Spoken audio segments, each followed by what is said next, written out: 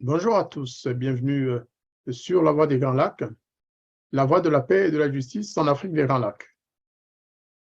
Notre invité du jour est M. Ombe Nyamuhombeza, de nationalité congolaise, et qui nous parle depuis Helsinki. Monsieur Ombe Nyamuhombeza, vous le connaissez déjà, mais je lui donne la parole pour qu'il puisse se présenter, vous dire qui il est, et ensuite on passera au thème du jour. Merci, Monsieur l'ambassadeur. Bonjour, bonsoir à tous nos auditeurs. Comme vous le disiez tantôt, je suis Ombe Nyamuhombeza, résident en Finlande, bien sûr ressortissant de la RDC, la République démocratique du Congo. Je suis de l'Est du pays. Je suis cependant un analyste qui suit de près la situation de notre pays, la RDC, mais bien sûr aussi la région des Grands Lacs en général. Et puis, désormais, j'ai décidé aussi, n'est-ce pas, d'entrer dans la politique de notre pays, mais d'une façon indépendante. Je pense que c'est ça ce que je pouvais dire comme introduction et le reste, on va continuer. Eh bien, effectivement, le sujet du jour, d'ailleurs, vous l'avez deviné, ce sera la situation sécuritaire en République démocratique du Congo. Cher frère Ombe Nyamuhombeza, est-ce que vous pouvez nous décrire la situation actuelle sur le plan sécuritaire et dans d'autres domaines, si vous le voulez bien? Merci beaucoup, messieurs l'ambassadeur. Écoutez, la situation qui prévaut présentement dans notre pays, surtout dans sa zone est, reste toujours à désirer. Chaque jour qui passe pour les Congolais, c'est comme s'ils vivaient la dernière minute. Vous savez, nous avons des milliers de déplacés à l'intérieur du pays comme des réfugiés dans nos pays voisins. Et puis, la situation qui se présente aujourd'hui, normalement dans la ville ou la cité de Bunagana, depuis bientôt plus d'un mois ou combien de mois, sous les mains de la rébellion des terroristes du M23, c'est une situation euh, qui est catastrophique présentement parce que, écoutez, il y a des informations qui nous arrivent disant que il massacre aussi des gens, il tue des gens, il les enterre dans des fosses communes. Et de cela, bien soutenu par le Rwanda, l'Ouganda et d'autres forces, qu'elles peut-être nous aurons le temps de détailler dans cette émission. Parce que ici, quand vous suivez les médias, on ne nous parle que du M23, du Rwanda et de l'Ouganda, mais il y a aussi d'autres forces. Il y a d'autres forces qui se cachent derrière ces mains-là, les mains visibles, lesquelles je venais de citer. Et c'est pas seulement à Bunagana, vous savez, il y a eu dans les semaines passées de manifestations qui ont eu lieu dans la ville de Goma, à Butembo. Il y en a eu aussi à Ouvira un peu, aussi à Beni, là où nous avons aussi, n'est-ce pas, oui dire, ou bien nous avons suivi par le média la perte des pertes humaines encore. Il y a eu au moins plus d'une quinzaine de personnes qui ont perdu leur vie durant ces manifestations-là. Euh, c'est bizarre d'écouter que la MONUSCO censée sécuriser les gens tourne le canon de leur fusil contre le peuple civil, donc paisible et civil, s'il vous plaît. Et alors, nous allons quand même essayer de décortiquer toute cette situation-là pour que ceux qui nous suivent soient quand même informés de plus sur ces sujets. Merci beaucoup. C'est moi qui vous remercie. Pour entrer dans le vif du sujet, je vais vous poser la première question sur un rapport qui vient de sortir. Donc, l'ONU, en effet, vient de publier un rapport, un énième rapport, reconnaissant le rôle néfaste du Rwanda dans l'insécurité et ces guerres, justement, qui ensanglantent la RDC depuis bientôt 26 ans, provoquant la mort de millions de victimes congolaises, rwandaises et ougandaises, et même burundaises, surtout. Estimez-vous que le rapport mapping qui date de 2010, a fait l'objet d'un suivi suffisant et efficace de la part des gouvernements congolais successifs? Merci de la question, monsieur l'ambassadeur. Eh bien, vous veniez de l'énoncer vous-même que c'était un énième rapport de l'Organisation des Nations Unies.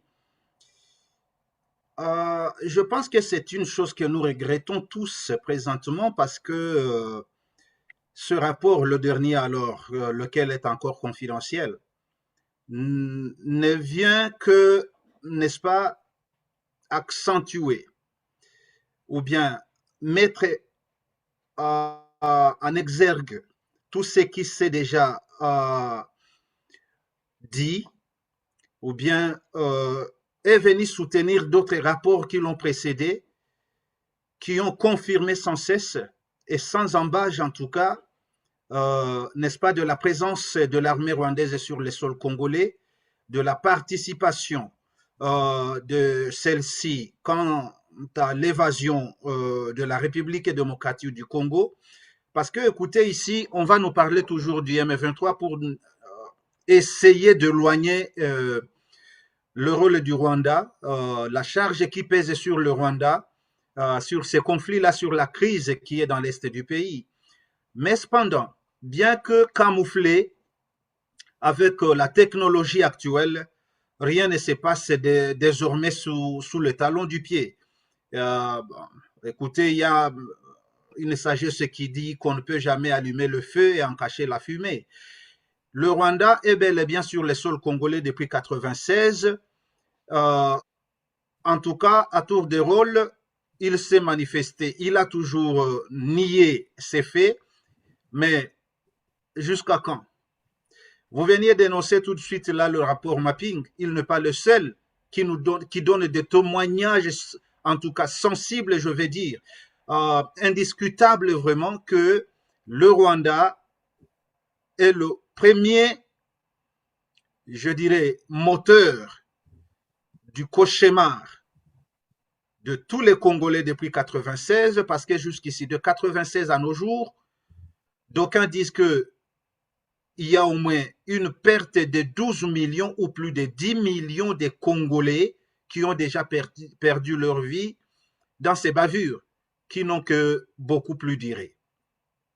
Il y a de cela des déplacés internes, il y a de cela des réfugiés dans des pays voisins et pourquoi pas beaucoup plus ailleurs.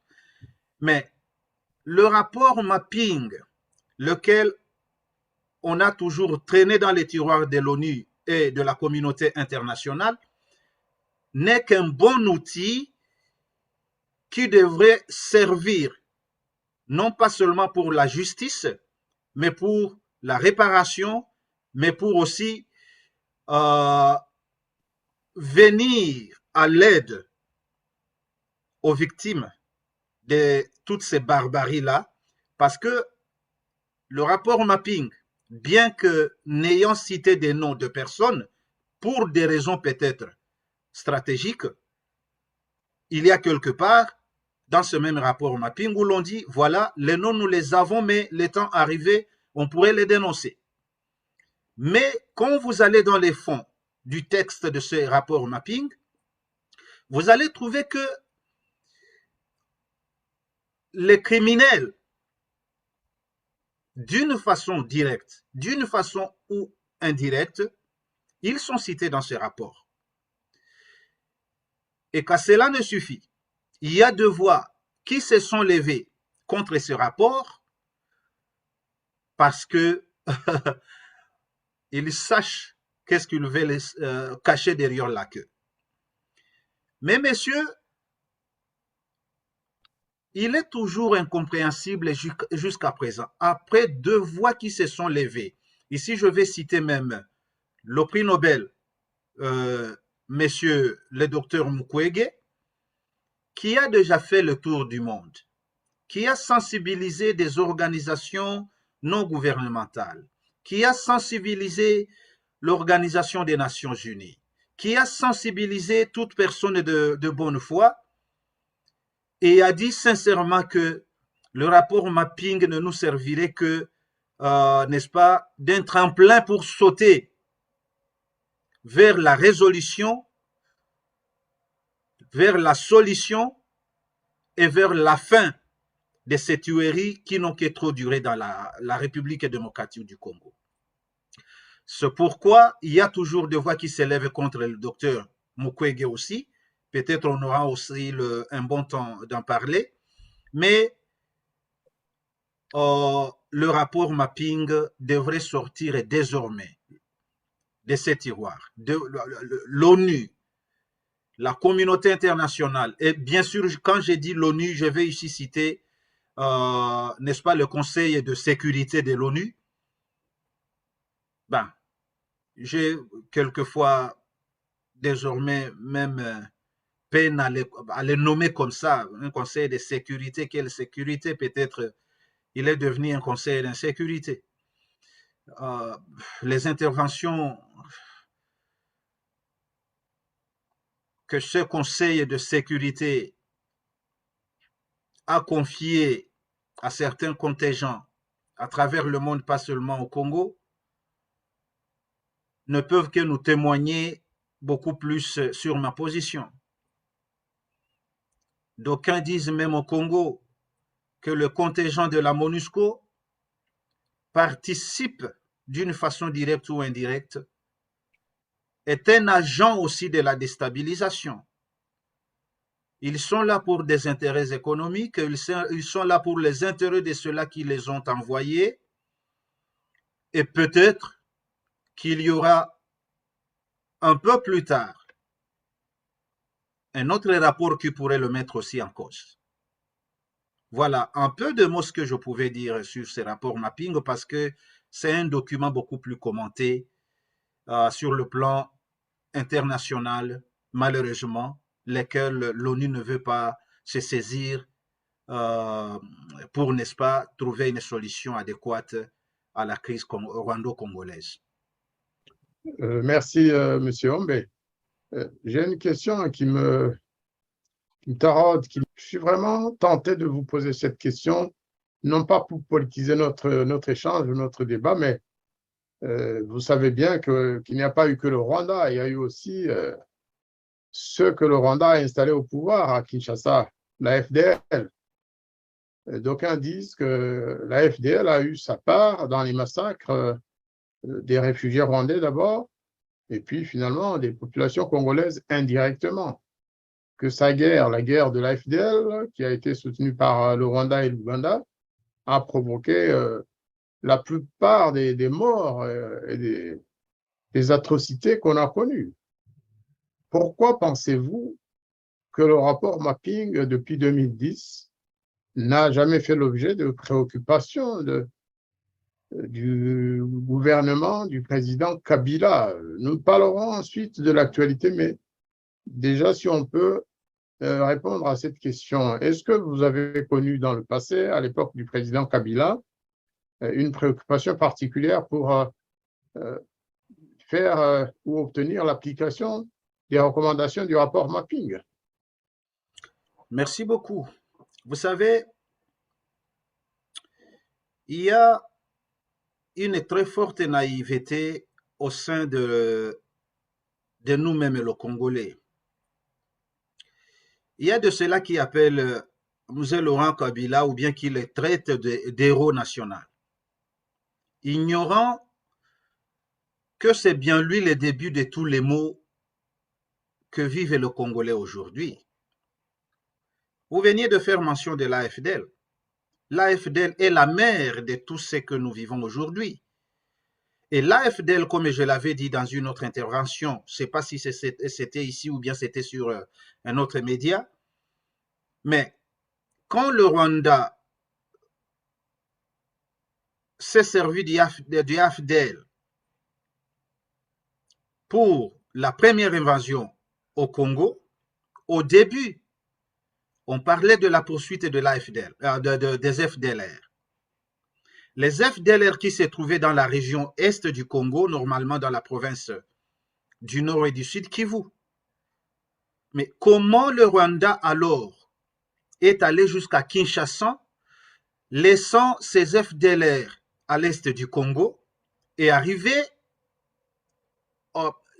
pas encore même à l'arrivée de Kinshasa, c'était maintenant au milieu de leur guerre, alors que la guerre était maintenant entre, je crois, la province du Katanga et la province du Kasaï en ces moments-là. C'est le moment que l'on va maintenant commencer à nous parler d'une rébellion guidée par Mzee Laurent Kabila et qui devait mettre fin à la dictature Mobutu. Arrivé à Kinshasa sur le pouvoir, 80% au moins des Kadogo qui formaient l'armée, la rébellion en ces moments-là, ils étaient des Kadogo, ils étaient des Rwandais du FPR. Et c'est ainsi que, arrivé à Kinshasa, nous aurons un chef d'état-major rwandais, dont le général, pour ne citer que le général James Kabarebe. La suite qui en a résulté, ou bien les conséquences qui en ont résulté, vous le savez tous, jusqu'à l'assassinat du président Laurent Kabila, parce qu'une fois au pouvoir, il a voulu user maintenant de ses pouvoirs, il a voulu user de son patriotisme. Il a dit aux Rwandais, écoutez, vous nous avez servi, vous nous avez accompagnés, très bien, merci, mais il est temps que vous pliez vos bagages et rentriez chez vous au Rwanda. Voilà. Ce qui n'a pas plu à Kagame et sa junte, ils sont repliés de Kinshasa à Goma pour commencer une autre rébellion sous le nom du RCD. Et alors, vous avez posé la question de savoir comment on a traité, comment le rapport mapping a été reçu, quelle a été la perspective, ou bien la perspective plutôt de l'ancien régime, donc le régime du président Kabila face à ce rapport mapping. Monsieur l'ambassadeur, croyez-moi que le moment arrivé où l'on aura à exploiter ce rapport mapping ne préservera pas l'ancien président Joseph Kabila. D'une façon ou d'une autre, depuis son avènement au pouvoir, vous savez que l'avènement de Joseph Kabila au pouvoir, il a joué ce rôle-là de président, mais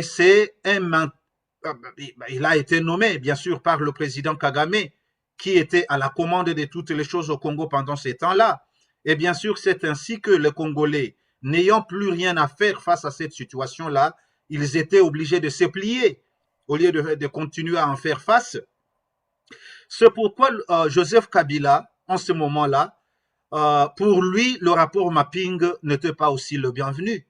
Et c'est pourquoi vous allez voir que même lorsque le docteur Denis Mukwege a levé pour la première fois sa voix, soulevant l'existence, n'est-ce pas, la pertinence et l'importance de ces rapports mapping quant à la solution de problèmes de l'Est du Kivu, il a fait face à des menaces.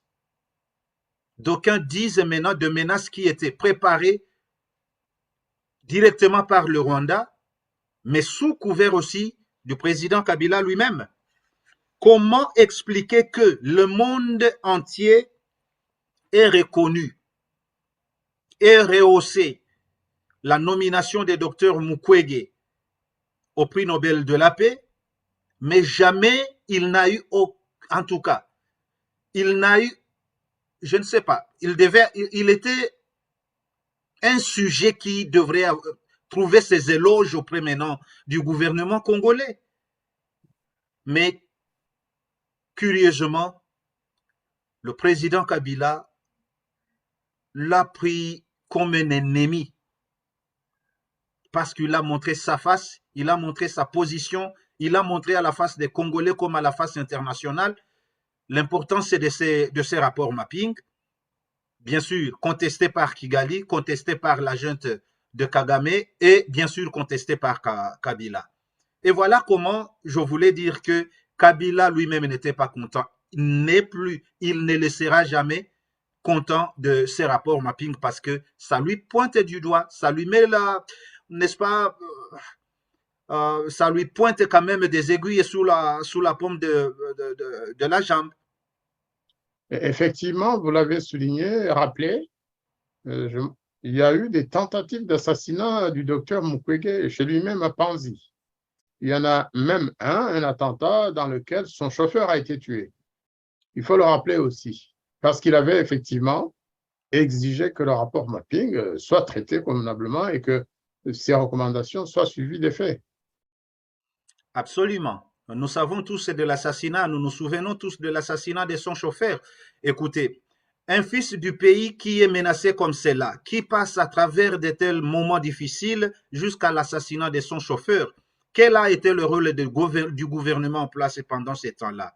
Est-ce qu'il y a eu au moins une enquête menée sur ces faits? Et s'il y a eu deux enquêtes menées, quelle en a été la fin?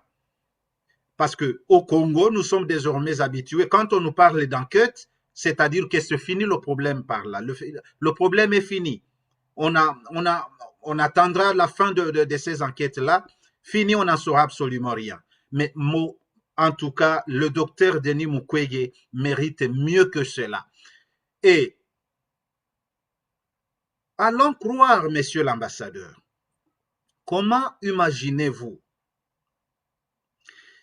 qu'au lieu que le gouvernement porte protection, donne une protection adéquate à son fils vraiment qui défend les valeurs de son pays, les valeurs de sa nation, au lieu qu'il bénéficie de la protection de son propre gouvernement, il est protégé par le contingent des casques bleus. Pourquoi?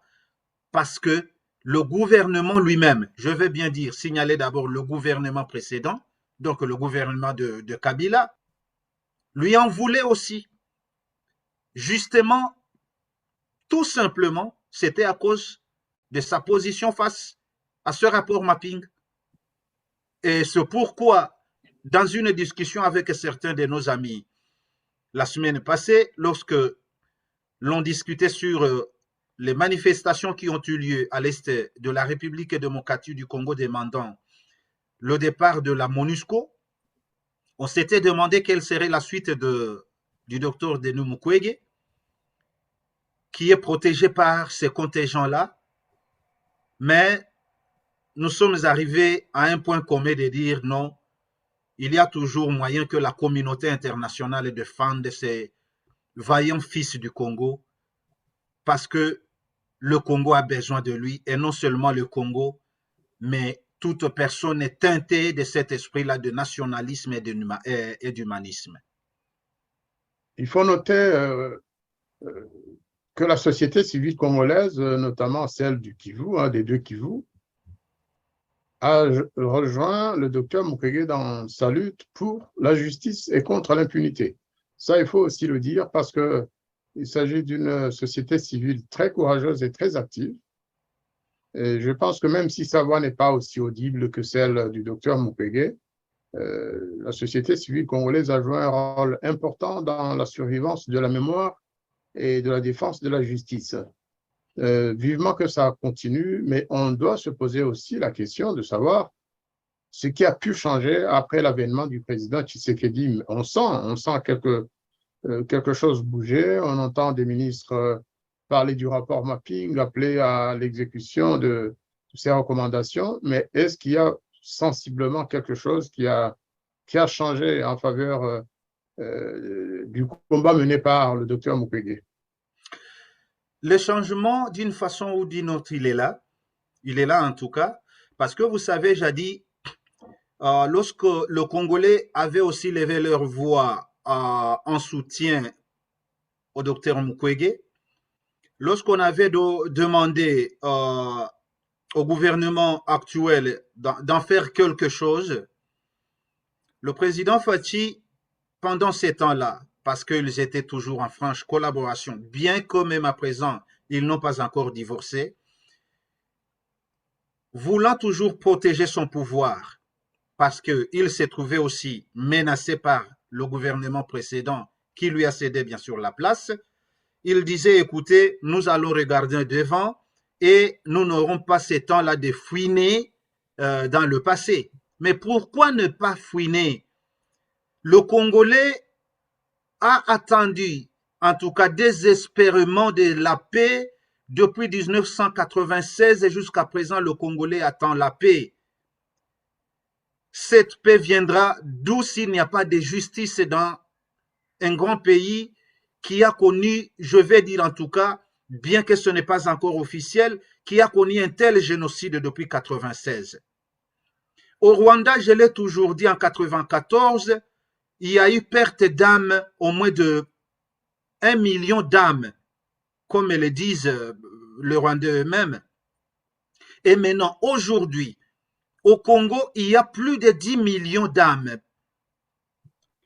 Pour ne pas dire, monsieur l'ambassadeur, des orphelins, pour ne pas dire de ces veuves-là, pour ne pas dire de ces paralytiques-là, des accidents de ces guerres-là, pour ne pas dire de la pauvreté infligée aux Congolais, bien qu'ils vivent dans un pays le plus riche par sa richesse du sous-sol, par le potentiel naturel que Dieu l'a donné. Et bien que ce potentiel-là lui est resté le grand joug sous le cou. Mais écoutez, ceci ne peut pas continuer. C'est pourquoi, comme je vous le disais tantôt, le président Fachi lui-même avait dit on n'aura pas le temps de fouiner dans le passé. Mais ce que je peux dire, parler de Fachi, c'est pas parler du Congo. Parler du Congo, c'est pas parler du Fachi. Le gouvernement, le régime de Fachi passera et l'histoire nous mettra dans une condition. Nous serons contraints de fouiner ce passé-là. Et peut-être celui qui s'est voulu, je vais le dire, de prêtre, qui s'est voulu, comment le dire, de neutre, et que il en resterait aussi victime d'une façon ou d'une autre. Mais nous avons de témoignages. Laisse-moi un peu rentrer sur ce mot-là que vous veniez de dire, du docteur Mukwege. Il a le soutien de tous les Congolais. Vous savez qu'il y a un groupe désormais des professeurs congolais réunis en un groupe qui demande désormais, n'est-ce pas, que le docteur Mukwege se présente candidat président pour l'année prochaine. Bien que jusqu'à présent, nous pensons que ces élections-là risquent d'être tronquées. Parce que si les élections doivent avoir lieu l'année prochaine et qu'à présent, en ces moments où nous parlons, nous ne voyons pas de préparatifs de ces élections-là, la question est désormais maintenant, est-ce que nous aurons les élections l'année prochaine? Peut-être que nous allons un peu préparer un autre sujet qui tournera autour de ces élections-là de 2023 en RDC, mais vous allez trouver que même les désordres qui sévissent dans l'est du Congo profitent d'une façon ou d'une autre au gouvernement actuel. Je vais les décortiquer peut-être dans les minutes qui viennent ou bien dans un autre sujet. Mais d'une façon ou d'une autre, ça profite à Kagame comme ça profite au gouvernement actuel de Fachi. Alors pour ceux qui ne le savent pas ou qui ne le sauraient pas, Fachi, c'est le diminutif de Félix Antoine Tshisekedi.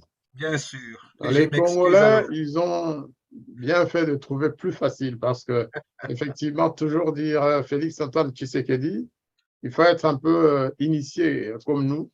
Alors, Fachi, c'est plus facile et nous comprenons que M. Ombenyamombiza s'en tienne à ce nom-là. Alors, revenons quand même à la position du président Tshisekedi dès le début de son mandat. Effectivement, il avait expliqué que pour se réconcilier avec le Rwanda, avec ses prédécesseurs d'ailleurs aussi du régime précédent, qu'il valait mieux oublier. Il ne voulait pas parler des crimes du passé. Ça peut se défendre dans certains pays. On préfère effacer l'ardoise pour avancer, mais pour 12 millions de victimes, je ne pense pas que cela soit possible. c'est même indécent d'en parler, indécent de faire allusion à un quelconque oubli ou à un quelconque pardon avant que les auteurs de ces massacres, de ces victimes, de ces atrocités eux-mêmes ne présentent leurs excuses. Bref, on n'est plus là. Le président Tshisekedi a désormais, depuis quelque temps, je pense, il l'a dit lui-même, hein, il a dit qu'il fallait absolument que les victimes retrouvent leur dignité, que les parents de ces victimes soient écoutés et que pour finir, justice soit faite. Parfois, je me demande, moi,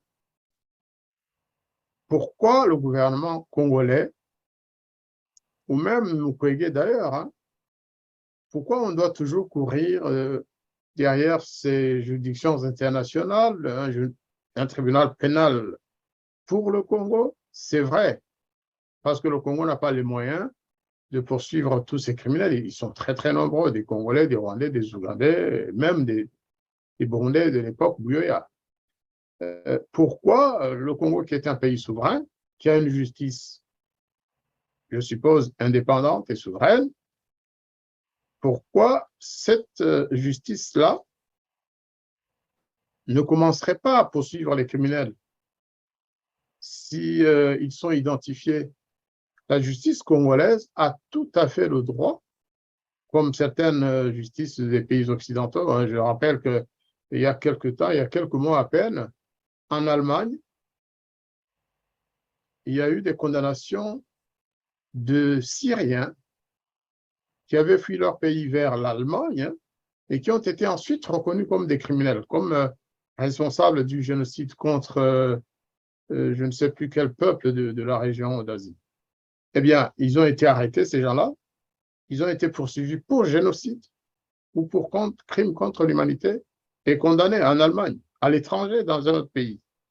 Ça veut dire que la Syrie ou le Congo ou les autres pays où il y a eu des crimes de ce genre ont tout à fait le droit de le faire. Maintenant, à eux de demander qu'on les accompagne, mais que la première pioche, le coup de pioche, le premier coup de pioche judiciaire commence dans le pays même. Est-ce que vous pensez que ce serait possible? Merci de me ramener à cette réflexion-là. Vous savez, la semaine passée, j'étais dans un atelier de réflexion sur les solutions euh, lesquelles on peut proposer pour ramener la paix en République démocratique du Congo et beaucoup plus particulièrement dans l'est du pays. J'avais, parce que ce n'était même pas la première fois, c'est une chose que j'ai toujours soutenue, que j'ai toujours proposée, qu'il y ait une création d'un tribunal pénal international sur la RDC. Après tout ce qui s'est passé au Rwanda en 1994, il y a eu création de ce genre de tribunal en Tanzanie, à Arusha. Bien sûr, je ne vais pas beaucoup entrer dans le détail même de ces tribunaux-là. Qu'est-ce que ces tribunaux-là avaient comme mission et qu'est-ce qu'il a fait. Je vais seulement ici euh, parler d'une raison qui est là, bien fondée, de la création d'un tribunal pénal international pour le Congo, qui aura pour mission de juger tous les criminels, internes comme externes, nationaux comme internationaux, qui ont joué un rôle quelconque dans la déstabilisation, dans la violation des droits humains sur les sols congolais, et pourquoi pas, ça peut aller même un peu plus dans la région des Grands Lacs. Pourquoi moi j'ai toujours proposé ce tribunal pénal international pour la RDC? Parce que, entre autres, vous allez trouver que à l'intérieur du pays, en RDC, nous avons des hautes autorités au sein de l'armée, au sein de l'appareil sécuritaire, comme au sein de nos politiques, qui, d'une façon directe ou indirecte, ont été impliqués dans ces crimes-là. Ils sont en tout cas une partie de ces criminels-là. peut-être même à cause de la corruption, n'est-ce pas, qui a sa place dans notre pays, il se trouverait même que nous ayons aussi des juges un peu impliqués dans cette bavure-là. Et je trouve moi-même que si nous trouvions s'il y avait moyen de mettre en place ces tribunaux-là où l'on aurait des juges nationaux comme internationaux, mais qui sont aussi beaucoup plus professionnels et neutres, ce serait une façon de mettre fin à cette insécurité d'une façon beaucoup plus globale dans la région, mais aussi plus particulièrement en République démocratique du Congo. Parce que c'est que j'ai toujours dit, Kagame a envahi le Congo depuis 1996 à nos jours, mais il ne l'a pas seulement envahi militairement, il l'a aussi envahi idéologiquement. Qu'est-ce que ça veut dire? Ça veut dire que même après le régime Kagame, l'idéologie va continuer. Les gens endoctrinés, les gens qui ont goûté sur, n'est-ce pas, ce poison-là, ils vont toujours continuer à exploiter cette idéologie-là qui nous amènera toujours à des crimes. Et de façon globale, ces criminels, donc je vais dire qu'ils risquent de persister, de continuer et de ne jamais lâcher les ficelles, si je peux le dire, parce que les ficelles, je vais tout simplement le mettre au pluriel, parce que ils se tiennent de tout bout. Et alors, le tribunal pénal international pour le Congo serait une des solutions envisageables pour punir tous les criminels, pour, n'est-ce pas, que les victimes en trouvent aussi réparation, et ainsi garantir aux Congolais et surtout à tous les citoyens des pays des Grands Lacs une vie paisible. Voilà, c'est ce que je pourrais dire, ou bien c'est ça, c'est que serait l'orientation de ma réflexion, de mes idées quant à la question que vous veniez de poser. Vous avez tout à fait raison, effectivement. Il se fait qu'au Congo, parmi les autorités les plus hautes du pays, il y a aussi des personnes qui ont participé à ces atrocités pendant toute la durée concernées par le rapport mapping. Hein. C'est pourquoi le rapport recommande justement la création d'un tribunal pénal international spécial pour le Congo, mais renoncer à pouvoir engager des poursuites soi-même, c'est renoncer quelque part à sa souveraineté, parce que je vous ai dit que l'Allemagne a jugé des personnalités syriennes, des militaires, des officiers de l'armée syrienne, et qui avaient trouvé refuge ou asile en Allemagne. L'Allemagne n'a pas demandé à l'ONU de créer un tribunal pénal international pour juger ceux qui ont commis le génocide des Yazidis. Je suis tout à fait réaliste avec vous pour reconnaître que la République démocratique du Congo n'aurait peut-être pas les moyens d'organiser un grand procès, de grands procès comme cela s'est passé à Arusha, qui ont coûté très très cher pour très peu de résultats finalement, et qui n'ont jugé qu'une seule partie, parce qu'au Rwanda c'était différent. Moi, je crois que le gouvernement devrait mettre en avant les intérêts des victimes, c'est-à-dire ouvrir la porte aux victimes, aux familles des victimes, leur permettre de porter plainte. On verrait la suite. Maintenant, est-ce que des familles éplorées par les différentes guerres oseraient porter plainte contre des personnes bien identifiées, justement compte tenu des dangers? Peut-être pas. On va laisser ça aux autorités congolaises, mais Non, moi, c'est une idée qui me trotte dans la tête. Il faudrait que les Congolais reprennent leur souveraineté judiciaire. Parce que ça dépendra maintenant, puisqu'on continue à parler de ce tribunal international, si les Américains ne veulent pas de ce tribunal, il ne sera jamais mis en place, parce que ça coûte très cher, parce que le Conseil de sécurité doit bénir l'opération. Nous sommes en 2022. Le tribunal a été proposé en 2010 par le rapport mapping.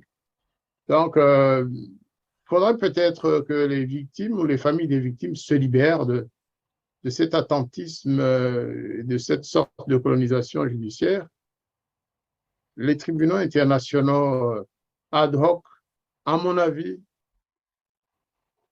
ils n'auront plus de place dans des pays comme les nôtres parce que nous dépendons trop des grandes puissances judiciaires du monde qui décident qui doit être poursuivi et qui doit être condamné. C'est pourquoi je vous disais tout au début de cette émission, monsieur l'ambassadeur, que nous n'avons pas seulement euh, des acteurs locaux dans les atrocités de notre région ou bien dans nos pays respectifs. Je m'excuse. En tout cas, nous ne voyons que les mains directes qui opèrent sur terrain, mais derrière eux se trouvent des grandes forces de la communauté internationale, bien sûr, dans cette Europe où nous vivons, en Amérique, en Asie, un peu partout ailleurs. Vous savez, les colons n'ont jamais laissé nos pays. Ça, c'est un. Les gens sont encore mentalement, idéologiquement dans la vie d'esclavagisme et surtout l'esclavage moderne désormais. Ça, c'est un. De deux, je l'ai soulevé, je l'ai souligné quelque part dans mes dires, lorsque je vous ai dit que le potentiel que Dieu a donné au Congo, que Dieu a accordé au Congo, est désormais le grand joug qu'il porte à son cou. Parce que avec la modernisation, avec la technologie moderne, le Congo est convoité par tout le monde.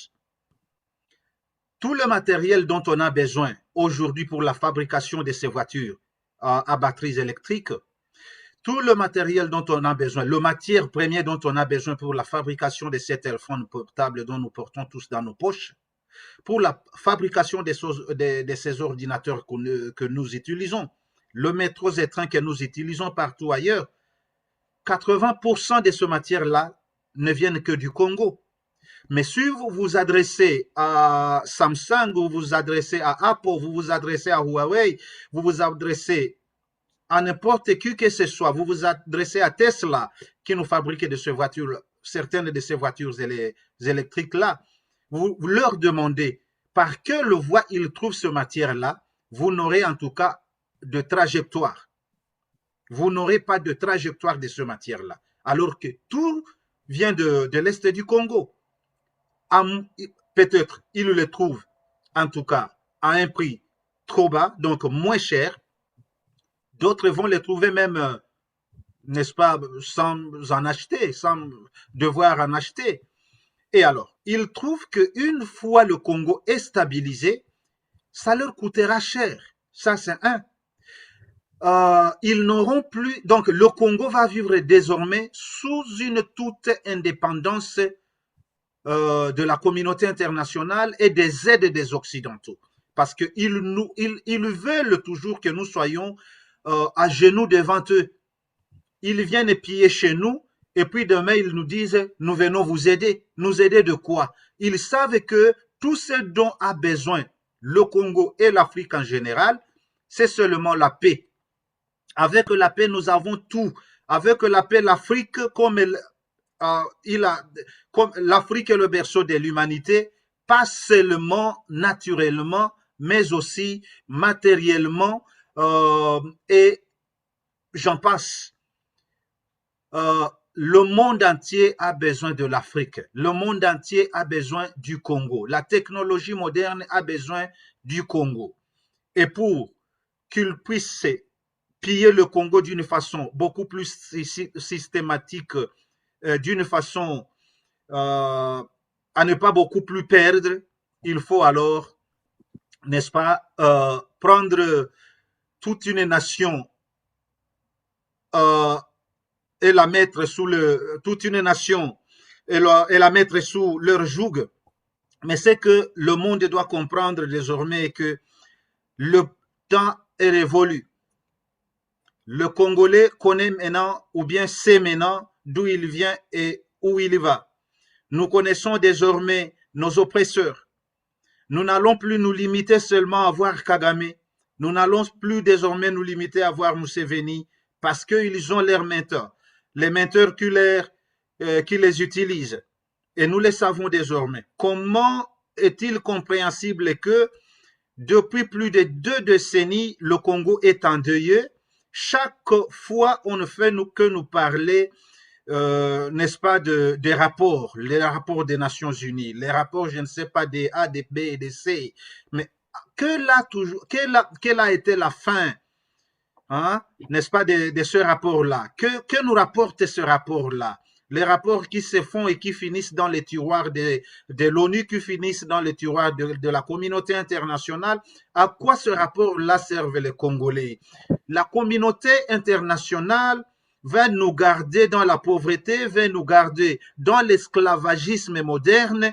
Écoutez, c'est pourquoi nous, Africains, nous, Congolais, nous disons toujours qu'il est temps que nous libérons maintenant de cet esclavagisme-là, que nous ne dépendons que de nous-mêmes parce que nous nous suffisons à nous-mêmes. Nous nous suffisons en tout cas. Et tout ce qui nous manque, c'est le leadership dans nos pays. Nous avons des hommes forts dans nos pays et ce qui nous manque, ce n'est que des institutions. Nous manquons des institutions fortes et capables, n'est-ce pas, de diriger nos pays, d'exploiter le potentiel que Dieu a accordé à nos pays. Sinon, sans l'Afrique, l'Europe n'est que nulle.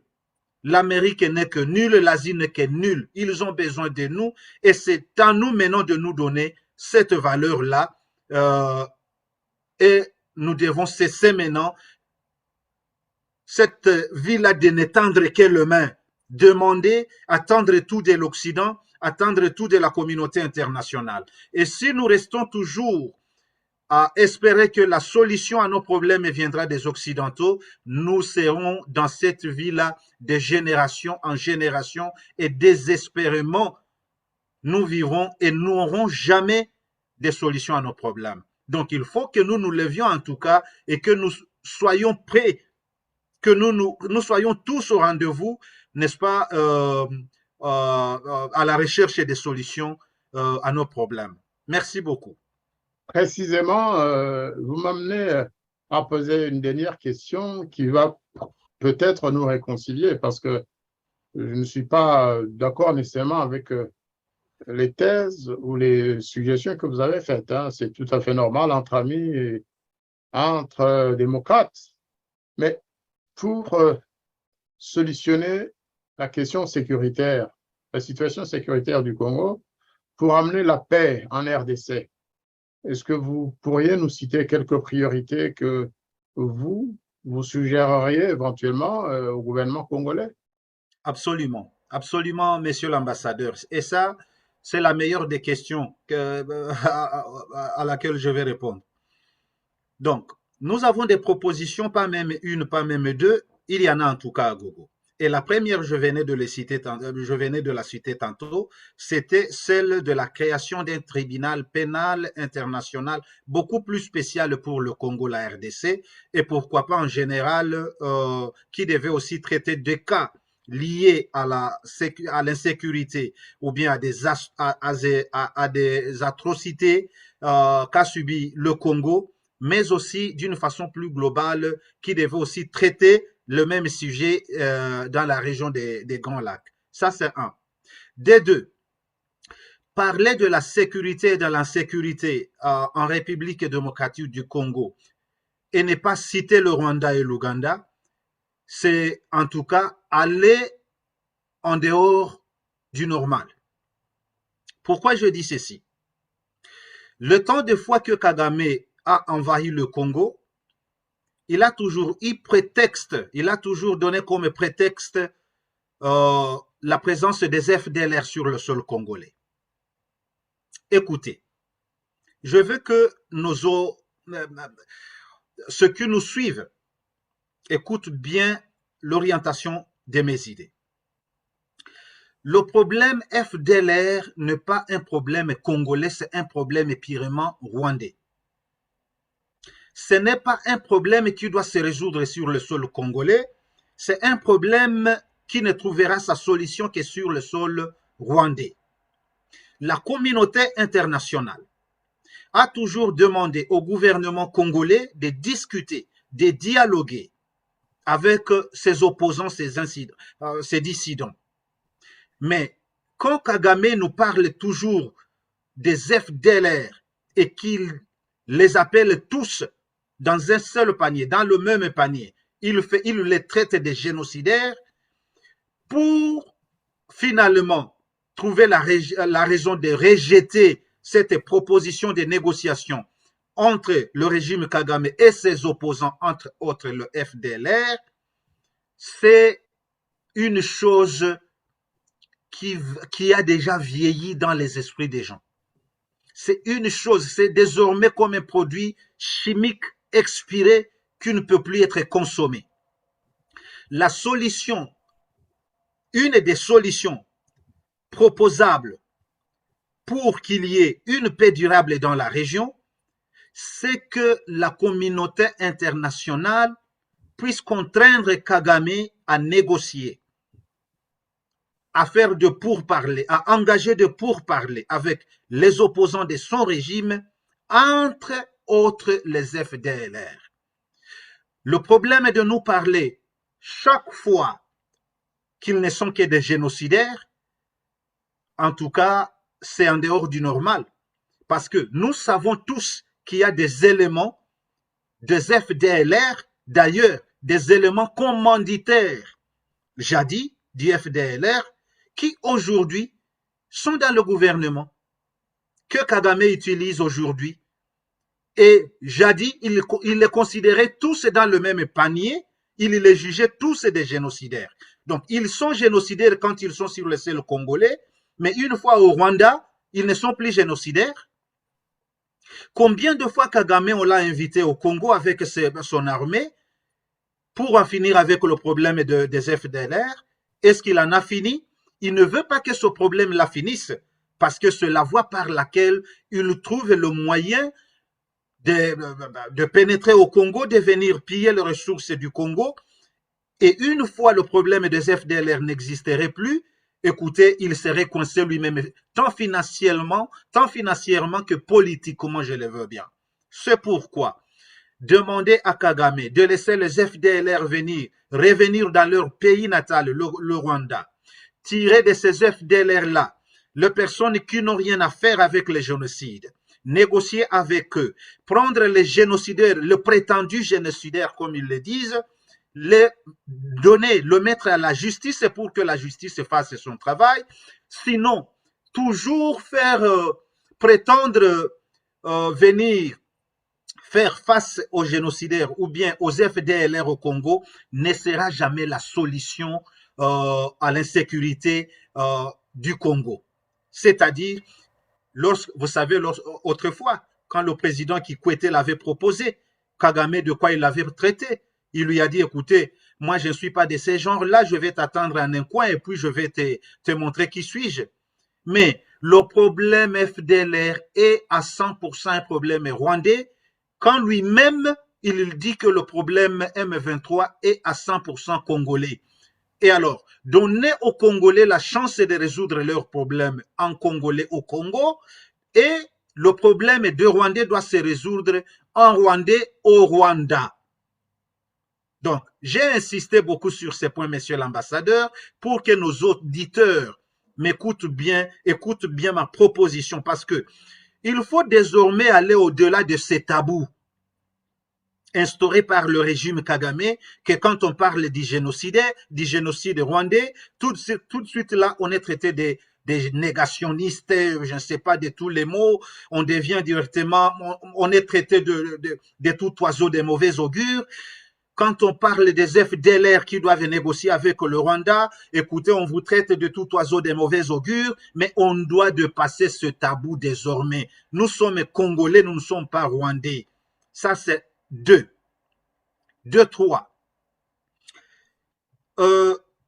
Il faut que la communauté internationale, par des mots bien ordonnés, bien choisis, pointe du doigt, puisse dénoncer Kagame par les noms. C'est pas tout simplement par des rapports. Le rapport, on en a assez. Beaucoup de rapports l'ont pointé du doigt. Et puis ces rapports-là, c'est qui choque les Congolais. Ces rapports se font par des agents de l'ONU. Et malheureusement, arrivés à l'ONU, ils sont classés sans suite. Voilà le silence qui inquiète le Congolais. Le silence, c'est de l'Organisation des Nations Unies. Les Nations Unies jouent d'une façon ou d'une autre au jet du pyromane pompier. Ils doivent quitter la neutralité, ils doivent briser le silence et dire à Kagame, écoutez, trop, c'est trop.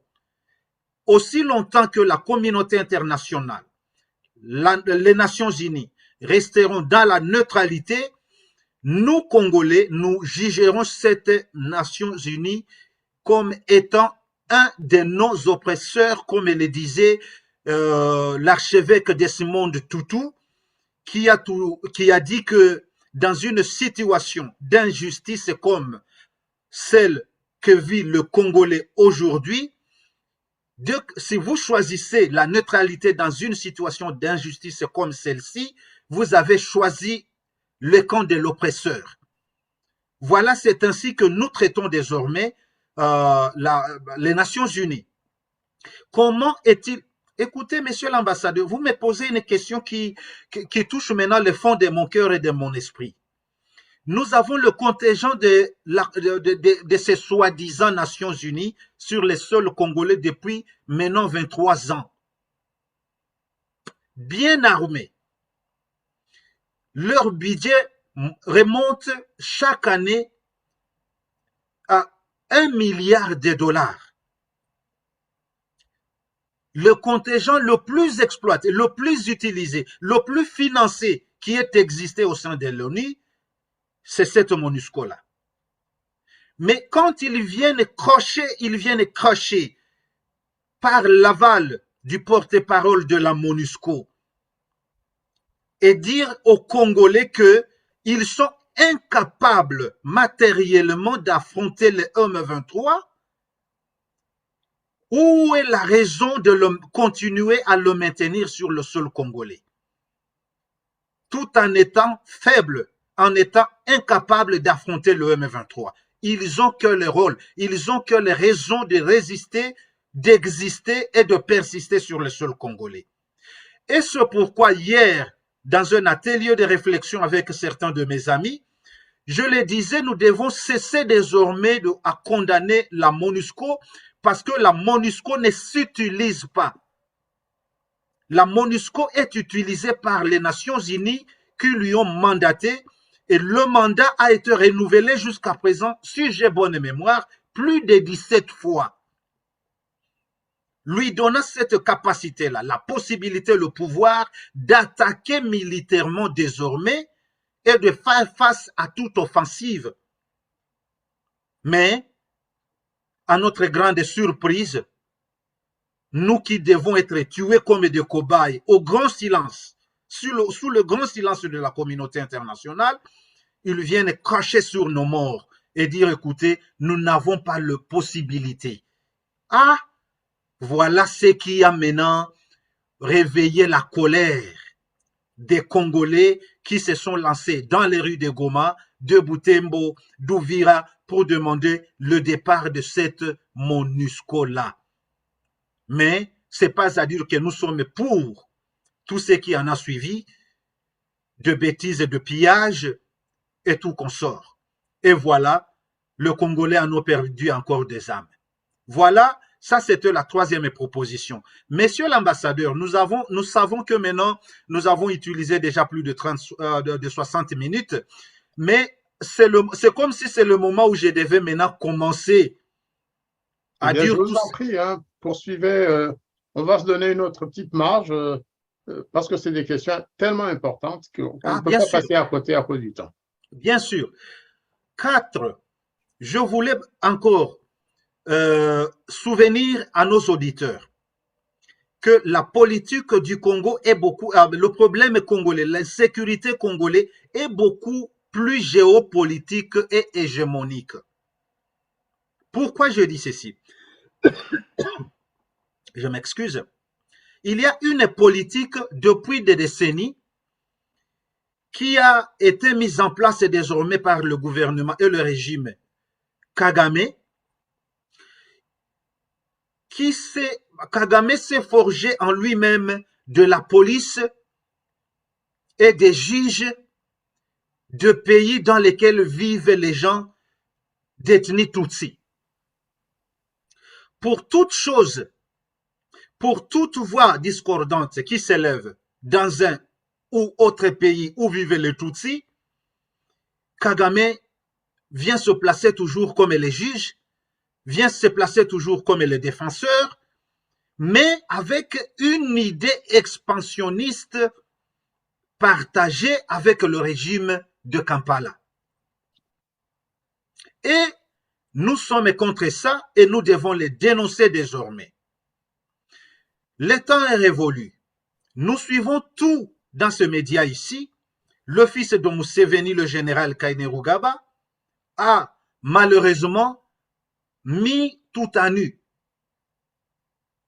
Donc, il a révélé du projet expansionniste Hima-Tutsi qui se cache derrière toutes ces invasions-là. Quand il se disait sur Twitter de préparer l'opération, si c'est quelle opération là encore, comment il l'avait nommé, Rudaigwa. Une opération. Est-ce que vous savez que au lendemain de ces déclarations-là, monsieur l'ambassadeur, il y a des camions remplis de soldats rwandais qui ont franchi la frontière rwando-ougandaise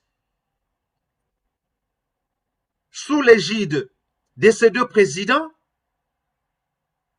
proposant ainsi d'une information peut-être quelconque, préparant cette armée-là qui devait, cette armée-là ou bien cette force-là de pays de l'Afrique de l'Est qui devait venir aussi faire face à leurs créatures sur les sols congolais.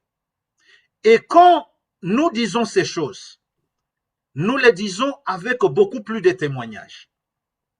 Aujourd'hui, la présence indésirable de l'armée ougandaise à Beni, en Ituri, nous voulons faire savoir à tout le monde que cela ne profite qu'à l'Ouganda et au Rwanda. Nous avons des témoignages aujourd'hui que dans cette armée-là ougandaise, il y a des sujets rwandais sous l'uniforme ougandaise. Donc, ils sont déjà sur un sol conquis, ils prennent déjà de position et qu'au moment venu de lancer l'opération Rudaigwa pour la balkanisation de l'Est du Congo, il n'y ait pas de résistance contre eux, parce qu'ils sont déjà sur le terrain conquis. C'est pourquoi nous demandons aux Congolais d'ouvrir les yeux. Moi-même, je me suis proposé d'écrire une lettre ouverte au président Fachi, lui demandant de ne pas en aucun cas autoriser la présence de cette force-là régionale de l'EAC sur le sol congolais parce qu'elle ne vient que concrétiser cette opération machiavélique sur le sol congolais, qui est donc la balkanisation qui a commencé depuis lors. Et voilà que nous dénonçons avec toutes nos énergies la présence de cette force régionale de l'EAC. Il est en tout cas dingue de nous dire que l'Ouganda ne donnera pas place. Ben, déjà, c'est le cas. Comment nous dire qu'aujourd'hui, parce que écoutez, il y a une politique de grande échelle qui se joue entre les deux pays. Ils veulent montrer à la communauté internationale qu'ils se disputent, qu'ils ont des différends, pour qu'on ne puisse pas entrer dans les fonds et voir leur coopération bilatérale sur la déstabilisation de l'Est du Congo. Comment comprendre que le M23 actuel et l'aile qui s'était exilée, si il en est le cas, en Ouganda, mais aujourd'hui, il y a le rapport des Nations Unies qui nous donne des témoignages qu'ils sont financés, ils sont, n'est-ce pas, financés, ils ont le soutien du Rwanda, mais qu'ils sont venus de l'Ouganda. Comment expliquer ce fait? Pourquoi le Rwanda n'a pas voulu utiliser ces M23, l'aile, je vais bien, Runiga, Jean-Marie Runiga, qui aujourd'hui se trouve sur le sol rwandais?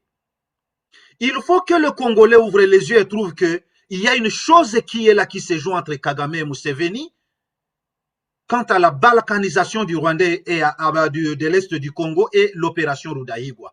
Il est dingue de ne pas comprendre cette chose-là, de voir que le M23 actuel est venu de l'Ouganda, mais qu'il est, n'est-ce pas, soutenu, il est financé, et même le rapport dit qu'il y a eu au moins 1000 têtes, 1000 sujets de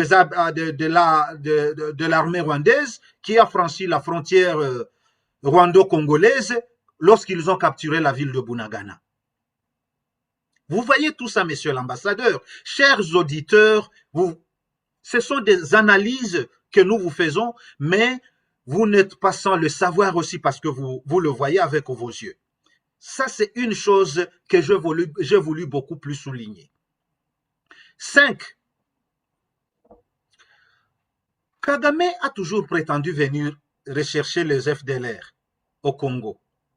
Il faut que la communauté internationale soit capable d'exploiter. Ils les exploitent, ils le savent bien, mais ils font toujours parce qu'ils veulent, ils savent pourquoi ils sont là et pourquoi ils sont un soutien pour n'est-ce pas, pour le Rwanda et pour l'Ouganda qui sont les envahisseurs du Congo. Mais, et sur le Congo, demander aussi ou bien décider aussi de franchir les frontières rwando-congolaises à la recherche des M23 qui sont là. Condamneront-ils le Congo alors qu'on n'a pas condamné le Rwanda qui, à 1000 reprises, à 100 reprises, à autant de reprises, a franchi la frontière rwando-congolaise prétendant aller poursuivre les FDLR sur le sol congolais. Et voilà, en tout cas, vous savez aussi que le soi-disant Makenga, le soi-disant général Bosco-Ntaganda, le soi-disant Laurent Kunda, ils ont été tous des soldats du FPR. Avant de rejoindre les FRDC et après la défection des FRDC pour rejoindre l'armée rwandaise et former maintenant leur groupe contre leur mère patrie. C'est pourquoi ça aussi c'est une chose à exploiter pour mettre fin à cela. Et ce groupe M23 CN2P mono-hégémonique laisse la communauté internationale, laisse les personnes à bonne foi à s'interroger toujours. Écoutez, c'est bizarre, monsieur l'ambassadeur, chers auditeurs, que le M23 qui se doit la congolité, toujours nous amène la raison, la première raison d'un groupe qui vient faire face aux FDLR, confirmant désormais alors qu'ils sont un groupe aux intérêts du Rwanda.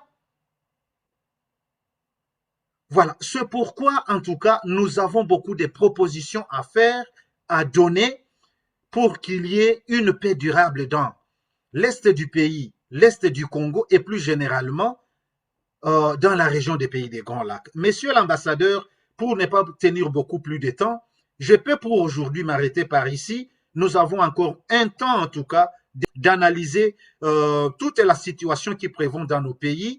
Et pourtant, ça, c'est maintenant notre apport que nous avons. Un apport pacifique quant à la pacification, bien sûr, de nos pays respectifs, mais de la région aussi en général. Je vous remercie. C'est moi qui vous remercie.